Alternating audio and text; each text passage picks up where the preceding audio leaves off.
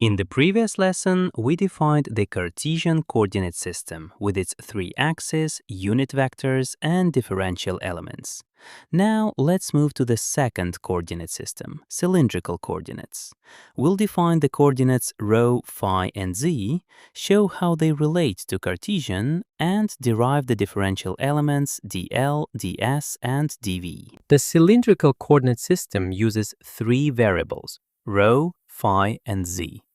Let's start in the xy plane.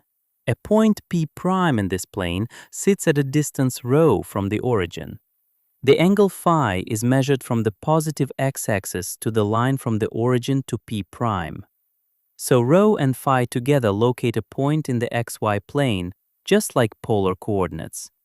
Now extend to 3 dimensions. Add a vertical z-axis perpendicular to the xy plane. Our point P sits at height z above P'. The cylindrical coordinates of P are ρ, phi, and z. Here is a crucial distinction. ρ is the perpendicular distance from the z-axis, the horizontal distance, the projection onto the xy plane. The position vector r from the origin to P is a different quantity. It is the diagonal distance. Do not confuse ρ with r. At every point, we define 3 mutually orthogonal unit vectors. E hat ρ pointing radially outward from the z-axis, E hat phi pointing in the direction of increasing phi, and E hat z pointing straight up. These follow the right-hand rule. To convert between cylindrical and Cartesian, we use simple trigonometry. Looking at the xy plane, ρ and phi form a right triangle. The x-coordinate equals ρ cosine phi, and the y-coordinate equals ρ sine phi. The z-coordinate stays the same. Going the other way, ρ equals the square root of x squared plus y squared, and phi equals the arctangent of y over x.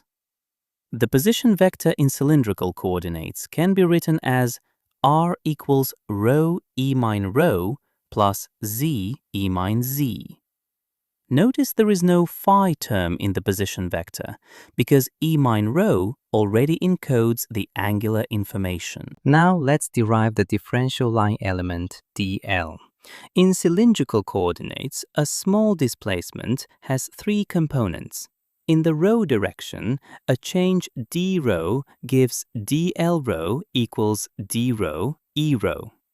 In the phi direction, an angular change dphi corresponds to an arc length of ρ dphi, so dl phi equals ρ dphi e phi.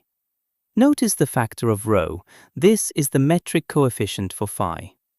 In the z direction, dlz equals dz ez, just like Cartesian. The total line element is dl equals drho e ρ plus ρ dphi e phi plus dz ez. The differential surface element ds is formed by combining 2 of the 3 differential lengths. On a surface of constant z, we have ds equals ρ drho d phi ez. The factor of ρ appears because the phi direction has a metric coefficient of ρ. On a surface of constant phi, ds equals drho dz e phi. On a surface of constant ρ, ds equals ρ d phi dz e ρ. Again, notice that ρ appears whenever d phi is involved, because an angular increment d phi spans an arc length of ρ d phi. The differential volume element combines all 3 differential lengths. dv equals drho times ρ d phi times dz, which simplifies to ρ drho d phi dz. Compared to the Cartesian dv equals dx dy dz, the cylindrical volume element has an extra factor of ρ. This makes sense geometrically. Elements farther from the z-axis sweep out larger volumes for the same angular increment. Let's review. In cylindrical coordinates, the 3 variables are ρ, phi, and z. Remember, ρ is the distance from the z-axis, not from the origin. The position vector r equals rho e rho plus z e z. The line element is dl equals d rho e rho plus rho d phi e phi plus dz e z. The key difference from Cartesian is the metric coefficient rho that multiplies d phi.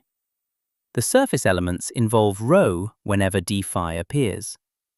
The volume element is dv equals rho d phi dz. In the next lesson, we move to spherical coordinates, where both angular directions carry metric coefficients.